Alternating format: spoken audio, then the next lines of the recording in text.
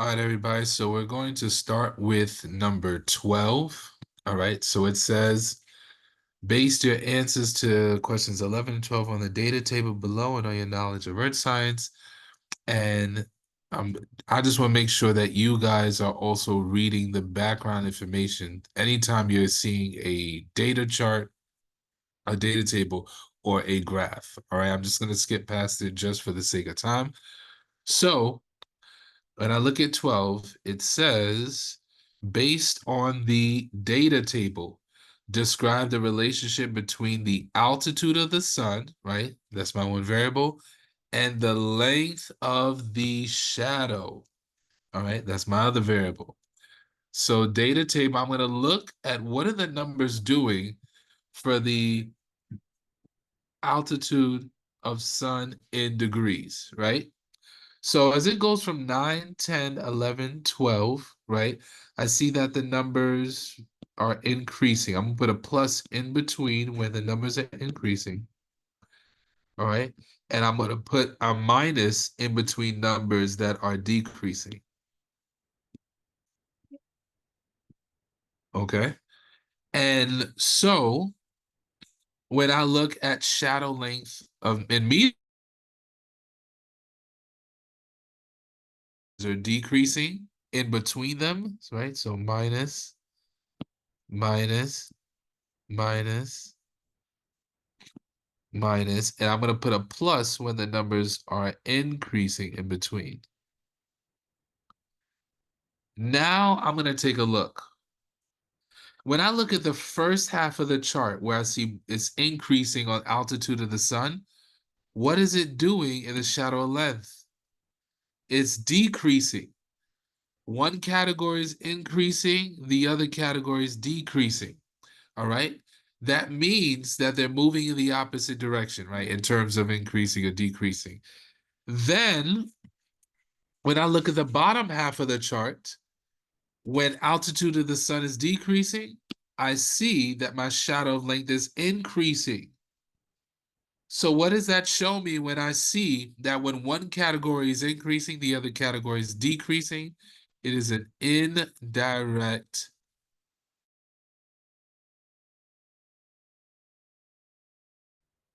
All right. Here, if you want to pause the video for number 12, you can actually take a look right here, and these answers are acceptable as well too, in addition to indirect relationship.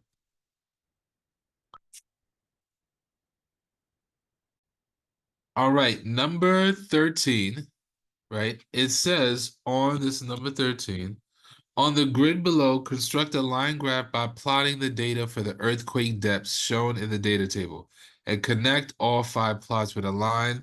Do not extend your line beyond the given data. Okay. And these are the points that we are going to be plotting.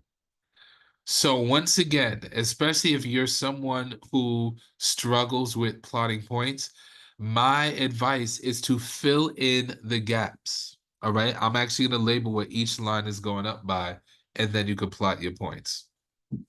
So I see when it goes from 0 to 50, right? And it takes 1, 2, 3, 4, 5 lines to get there.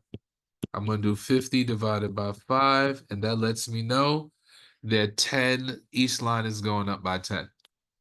So what I'm going to do to make sure that I'm correctly plotting, I'm just going to fill up the points. So 10, 20, 30, 40, 50, 60, 70, 80, 90, 100, 110, 120, 130, 140, 150, 160, 170, 180, 190, 200, 210, 220, 230, 240, 250. All right. And I'm even going to do this side as well, too. 10, 20, 30, 40, 50, 60, 70, 80, 90.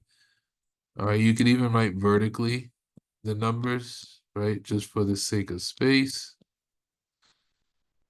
160, 170, 180, 190, 200, 210, whoops, 220, 230, 240. And then 260, 270, 280, 290, 300, 310, 320, 330, 340. Then all you're doing is just plotting your points, right? So 0 to 10, right? Distance from location A is 0, and the depth of equator is 10. So when I go, depth of the equator is on this side, distance on that side. So let's start off with a point here. So I can move that. Next, distance from location A. Depth, when depth is 35, distance is 100, right? So when depth is 35, which is going to be in between here, I'll plot it in blue. All right, 35 is going to be in between here, and it's 100, so my point will be here. Connect the line. All right, how about that? All right. Probably do that over again. Sorry. All right, next. 225 to 80, right? So I'm going to do this one next. All right, depth of 80. So depth is 80, which is right here. And 225 is going to be in between 220 and 230. And so when I take a look, it looks to be right here, right halfway between, connect. And the fourth line, 170 and 310. You could be doing this yourself as well. 170 is my depth right here, and 310 is going to be right here, that first line. So 170 and 310 right here, connect a straight line. And then last will be 335 and 235. So 335 and 235. So 235 is in between, right? And 335 is going to be in between here. And so when I take a look, oops, it's going to be in between. I'll put a mark down here so that way I know. And over here, right here. And what's 310? 330, 335 is actually here. It'll be right here at this point. And as you can see, I don't extend my line. And so your graph should look like this. All right. And I did not extend my line. Number 14, it says basic answers to the following question on the data table below, which shows the length of the shadow in centimeters, all right, made by an object at different times during the day in New York State. Predict the length of the object's shadow at 11:30. Well, they tell me the length of the shadow on these given times. 11:30 a.m. Let me zoom in so that we see. 11:30 a.m. Wouldn't that be in between, right? 11:30 and noon. So therefore, my length of shadow is going to be in between 89 and 100, right? And since 11:30 is halfway, I should pick a number that's about halfway in between these two. All right. So you could have said, right, either 94 centimeters or even 95 centimeters, which would have been fine. But the answers that they accept is if you said anywhere from 91 centimeters to 98 centimeters. Any answer in between and including those would be fine. All right, 15. Basic answers and final question on the data table below and on the map and on your knowledge of earth science.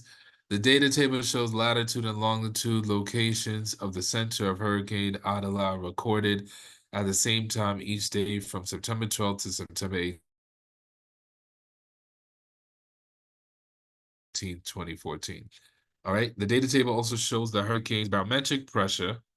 All right. Oh, latitude and millibars and wind speed in knots.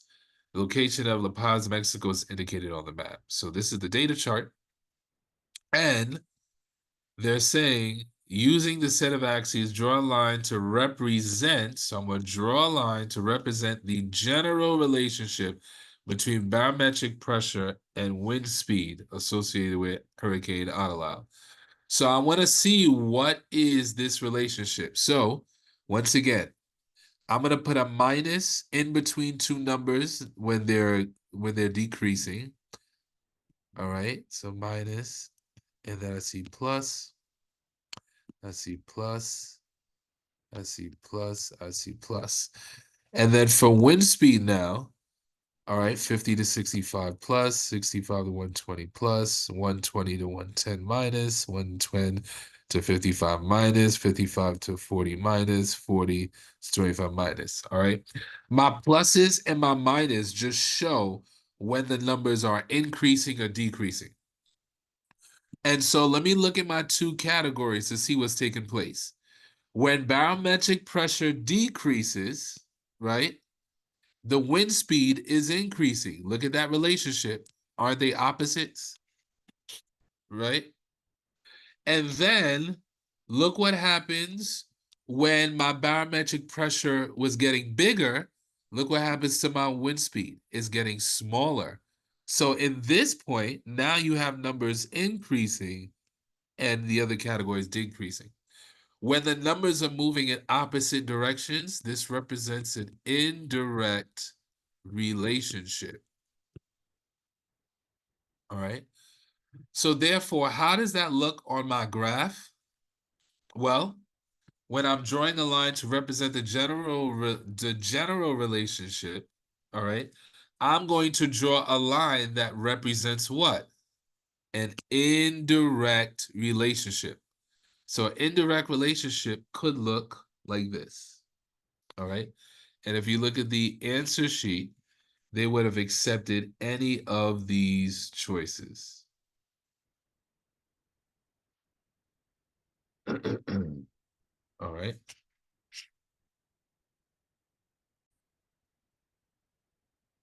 All right. So number 16.